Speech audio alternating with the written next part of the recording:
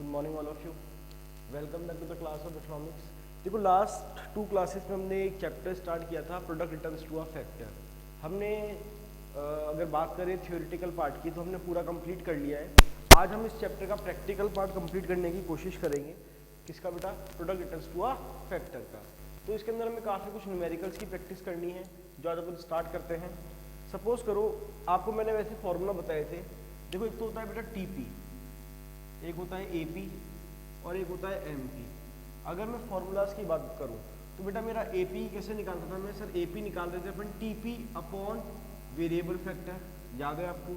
TP हम कैसे निकाल रहे थे sir? AP into variable factor. या फिर टीपी को निकालने का एक तरीका और था बेटा सिग्मा एमपी। सिमिलरली मैं एमपी कैसे निकाल रहा था बेटा? एमपी निकाल रहा था मैं change in TP upon change in variable factor. या फिर एमपी कैसे निकाल रहा था मैं? TP N minus TP N minus 1, मतलब नीचे वाले टीपी में से ऊपर वाले टीपी को माइनस कर दो। बेसिकली ये तीन चीजें अपन को निकालनी आनी चाहिए इसमें, टीपी, एपी और एमपी। अगर आप फॉर्मूला वाइज चलो तो टीपी का फॉर्मूला आपको याद करने पड़ेंगे, एपी इंटू वेरिएबल फैक्टर या फिर सिग्मा एमपी। और एपी की बात करें तो ये था बेटा टीपी अपॉन वेरिएबल फैक्टर, और एमपी था change in TP upon change in variable factor, या फिर TP N minus TP N minus 1। अगर आप फॉर्मूला याद करके सॉल्व कर सकते हो तो बेस्ट है। अगर कोई बच्चा ऐसे इसको फॉर्मूला वगैरह याद नहीं होता तो मैं उसको शॉर्टकट तरीका भी सिखाता हूँ जिससे आप डायरेक्टली निकाल लेंगे। उसको सिखाने के लिए मैं बेसिकली एक चीज़ सिखाना चाहता हूँ आपको। देखो अगर मैं ए बी सी डी की बात करूँ तो एक होता है ए बी सी डी, उसमें आता है ए बी आता है और टी अल्फ़ाबेट भी आता है। तो मैं आपको लॉजिकल बात पूछता हूँ, बताओ ए बी सी डी में ए पहले आता है या टी पहले आता है? सर ऑफकोर्स सी बात है ए पहले आता है। तो बताओ ए छोटा हुआ या टी छोटा हुआ? सर ए छोटा हुआ। तो अगर जब भी मैं छोटे से बड़े पे जाऊंगा तो मैं करूंगा मल्टीप्लाई। सपोज करो मुझे एपी दे रखा है, मैं क्या कर रहा हूँ? छोटे से बड़े पे जा रहा हूँ, मैं एपी से टीपी निकाल रहा हूँ। तो मैं छोटे से बड़े, अल्फाबेटिकली ए छोटा है टी बड़ा है, तो मैं छोटे से बड़े पे जाऊंगा तो मैं क्या करूंगा बेटा? मल्टीप्लाई। या फिर अगर मैं मेरे को टीपी दे रखा है, अब देखो मेरे को टीपी से कहाँ जाना है बेटा? एपी पे। तो अगर सर मैं बड़े से छोटे पे जाऊंगा तो मैं क्या करूंगा? डिवाइड। ये ज्यादा चीज इजी है, मैंने सिंपली बोला। अगर आप छोटे से बड़े पे जाते हो तो क्या करेंगे हम? मल्टीप्लाई। या फिर आप बड़े से छोटे पे जाते हो तो हम क्या करेंगे बेटा? डिवाइड। तो सिंपली अपन ने एक चीज बोली, अगर मैं एपी से टीपी जा रहा हूं तो मल्टीप्लाई, टीपी से एपी जा रहा हूं तो डिवाइड। तो हम इन न्यूमेरिकल्स को सॉल्व करने की कोशिश करते हैं। देखो मुझे क्वेश्चन दे रखा है बेटा, मुझे दे रखी है लेबर, क्वेश्चन 1। अब देखो सॉल्व करते हैं। लेबर मुझे गिवन है बेटा कितनी कितनी? 0 1 2 3 4 5 6।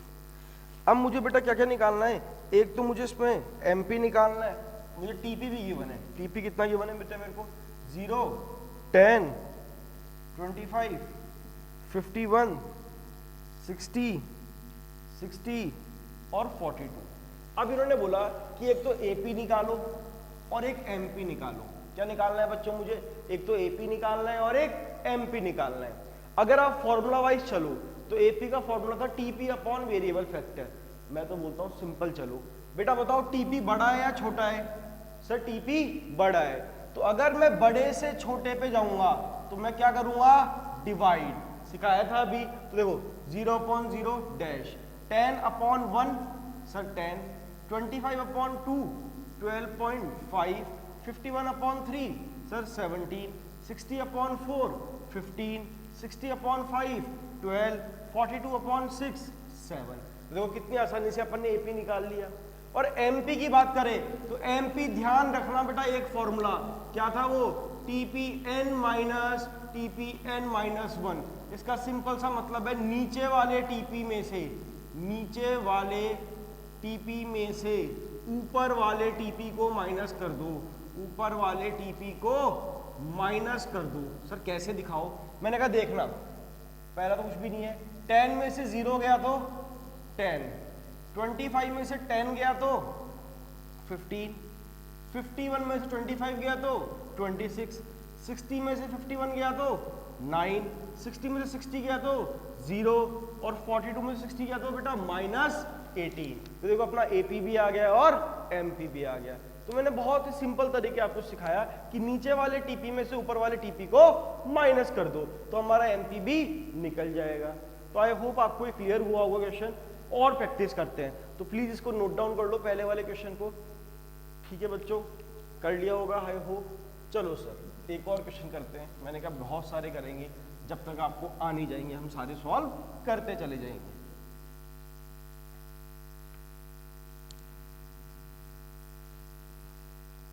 चलो क्वेश्चन नंबर 2 देखते हैं बच्चों। इन्होंने वही लेबर दे रखी है, मेरे को यूनिट्स दे रखे हैं, मतलब क्या है बेटा 1 2 3 4 5 6। ठीक है बच्चों, इस बार मुझे एमपी गिवन है। क्या गिवन है बेटा? एमपी कितना 10 12 20 10 -5 -17। अब मुझे एक बार बेटा टीपी निकालना है और एपी निकालना है। ठीक है सर। अब सर तो याद करो टीपी का एक फॉर्मूला था बेटा, क्या? Sigma MP. मतलब मैं सारे एमपी को जोड़ता चला जाऊंगा तो मेरा टीपी निकल जाएगा। याद है आपको? मैं फ्रीक्वेंसी से क्या निकालता था? Cumulative frequency. जैसे 2719 दे रखा है तो सीएफ कैसे आएगा सर? 2 9 10 19। वही चीज यहां फॉलो हो रही है। मतलब सारे एमपी को जोड़ते चले जाएंगे तो क्या आएगा बेटा? टीपी। देखना ये हो गया 10 10 + 12 22 22 + 20 42 सिग्मा एफ। मतलब क्या कर रहे हैं हम? एमपी को जोड़ते हुए चल रहे हैं बेटा। तो ये 52 52 - 5 47। फिर ये कितना हो गया बेटा? 30। देखो बड़ा आराम से अपन ने टीपी निकाल लिया। अब आपको आता है सर मैं टी से ए पे जाऊंगा तो क्या करूंगा? बड़े से छोटे पे जाऊंगा तो बच्चों मैं क्या करूंगा? डिवाइड। क्या करूंगा बेटा? डिवाइड। बेटा 10/1 10 22/2 11 42/3 3 1 3 3 4 12 52/, तो ये कितना आ गया? 30 57 5 9 45 और 5 4 20 और ये आ गया बेटा 5। तो देखो अपन कितनी आसानी से निकाल रहे हैं। मतलब टी से ए पे जाएंगे, मतलब बड़े से छोटे पे जाएंगे तो हमें क्या करना है? डिवाइड। और अगर हम छोटे से बड़े पे जाएंगे तो हमें क्या करना है? मल्टीप्लाई। तो मतलब टीपी से एपी डिवाइड, एपी से टीपी मल्टीप्लाई। अगर एमपी दे रखा है तो सारे एमपी को जोड़ेंगे तो टीपी आ जाएगा, और एमपी निकालना है तो नीचे वाले टीपी में से ऊपर वाले टीपी को माइनस कर दो। करते हैं और क्वेश्चंस करते हैं, थोड़ा और पार्ट आपको क्लियर होगा बच्चों। ध्यान रखना, आप क्वेश्चन अलग उतारना और सॉल्यूशन अलग उतारना, मतलब 2 बार करना, जिससे आपको पता लगे क्या निकालना था क्या नहीं निकालना था। चलो अगला क्वेश्चन दिया इन्होंने बोला जो लेबर है, जो यूनिट्स दे रखी बेटा मेरे को कितनी? 6 7 8 9 10 6 7 8 9 10। और मुझे बेटा एपी दे रखा है, क्या? Average product. कितना बेटा? 5 8 15 12 9। इन्होंने बोला आप निकालो टीपी और एमपी। बच्चों क्या निकालना है? तो टीपी निकालना है और एक एमपी निकालना है। तो वो वाली चीज सिंपल सी याद करो बेटा। सर जब हमें ए दे रखा है, अब हम छोटे से बड़े पे जा रहे हैं, हम एपी से टीपी निकाल रहे हैं, तो हम क्या करेंगे बेटा? मल्टीप्लाई। तो 5 6 30 8 7 56 15 8 120 12 9 108 और 10 × 9 90। कितनी आसानी से टीपी निकल गया। और टीपी से एमपी निकालना है इस बार, तो एमपी का फॉर्मूला याद करो, टीपी n - 1। मतलब सर नीचे वाले टीपी में से ऊपर वाले टीपी को माइनस कर दो। तो बेटा पहला तो क्या रहेगा? अब 30 ऊपर कुछ है ही नहीं तो हम क्या करेंगे? इसको डैश छोड़ देते हैं। इसमें से 30 गया तो कितना आएगा? 26। इसमें से 56 गया तो कितना आएगा बेटा? 64। अब ये कितना आएगा? -12। और ये कितना आएगा? -18। तो मैंने क्या किया बेटा? नीचे वाले टीपी में से ऊपर वाले टीपी को माइनस कर दिया। तो आई होप आपको ये चीज समझ में आई होगी बच्चों। सर 1 2 और कराओ। मैंने कहा ठीक है, 1 2 न्यूमेरिकल्स और कर लेते हैं जिससे आपको और क्लियरिटी आएगी।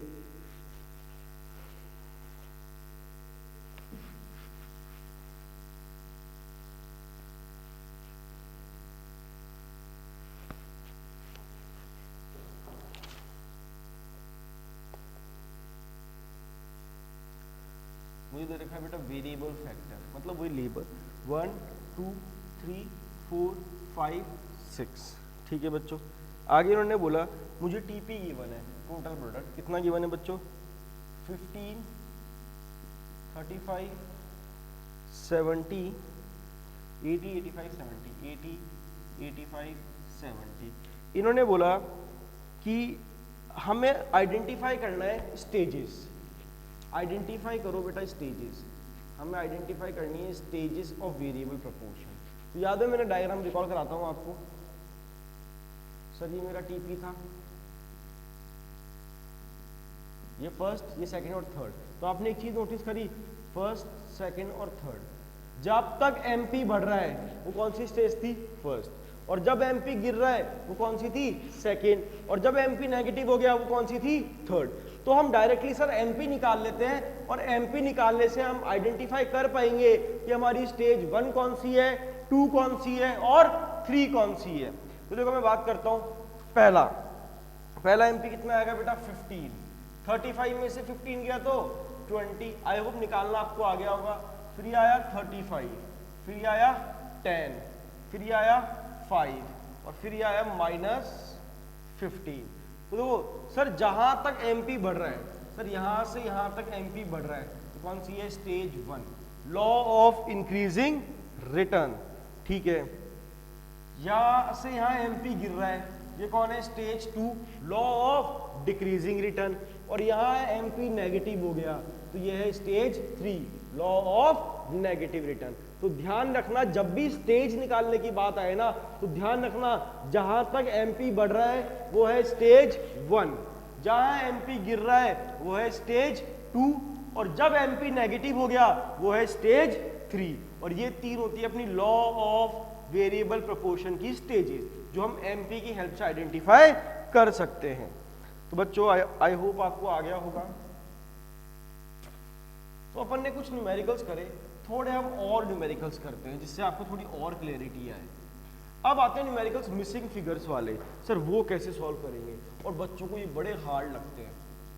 मैं लिखता हूँ लेबर दे रखी मुझे 1 2 3 4 5 6, मुझे टीपी गिवन है बेटा क्या, डैश डैश 24 डैश डैश 12, मुझे गिवन है बेटा एमपी, क्या गिवन है बेटा MP, dash 10 dash 5 dash dash, मुझे गिवन है बेटा एपी कितना गिवन है, 4 डैश डैश डैश 6 डैश।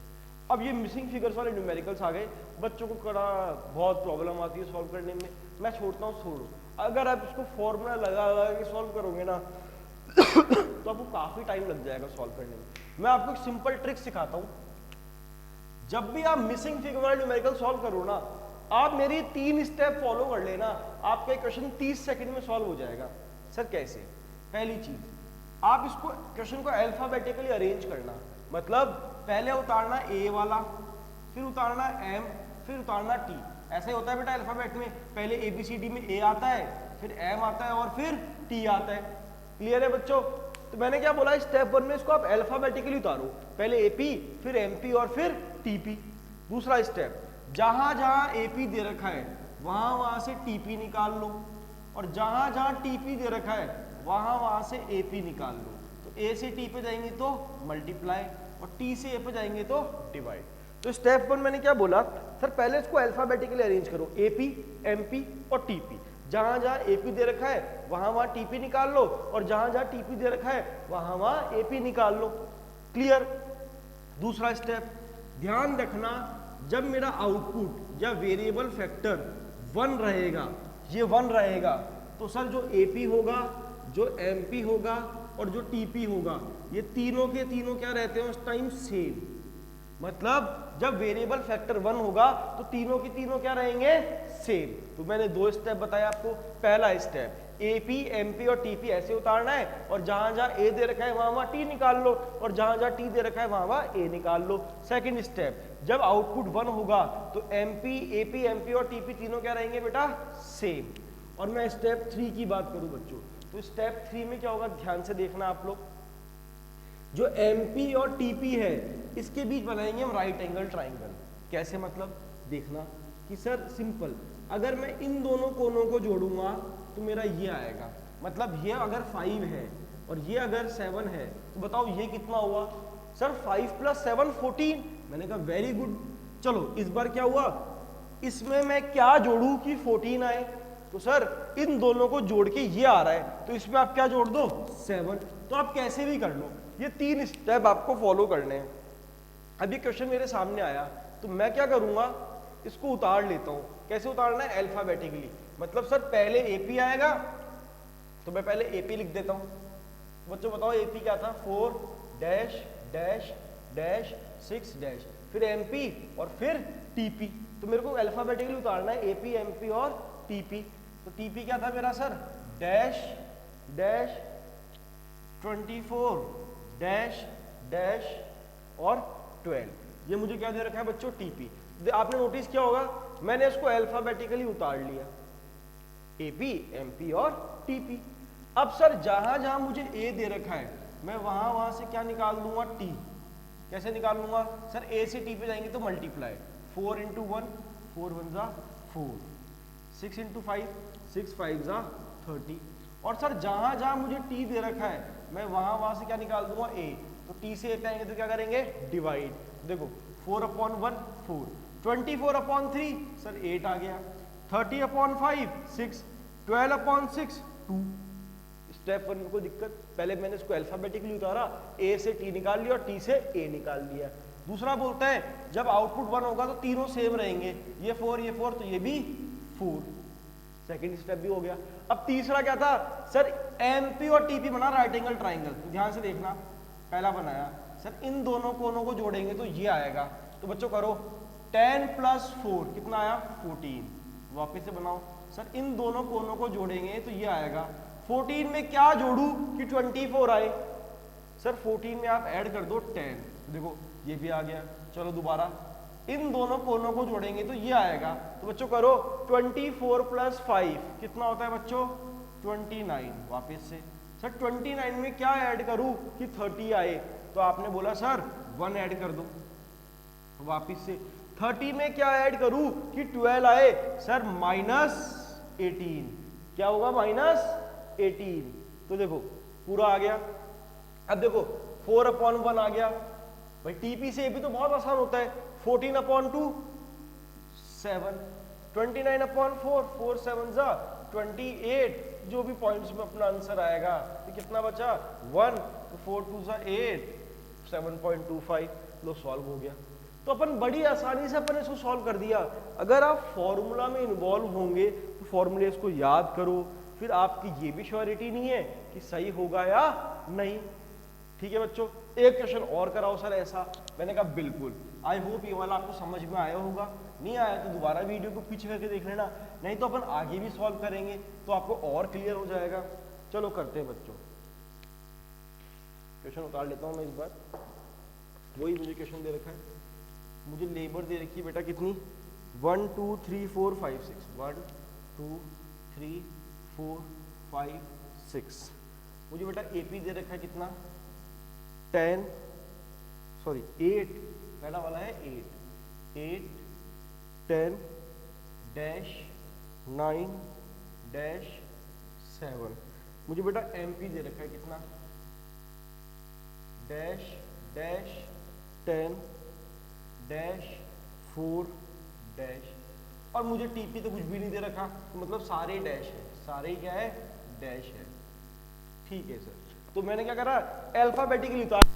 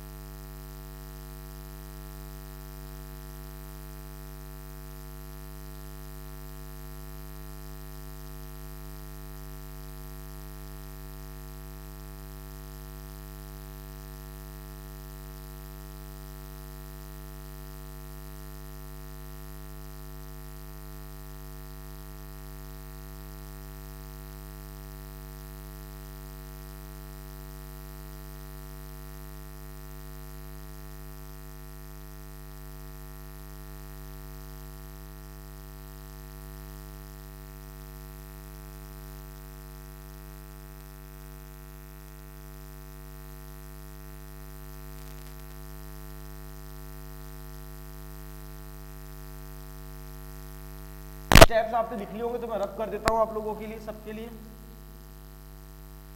ठीक है बच्चों, तो अपन एक और क्वेश्चन करते हैं जिसमें अपन को एपी, एमपी और टीपी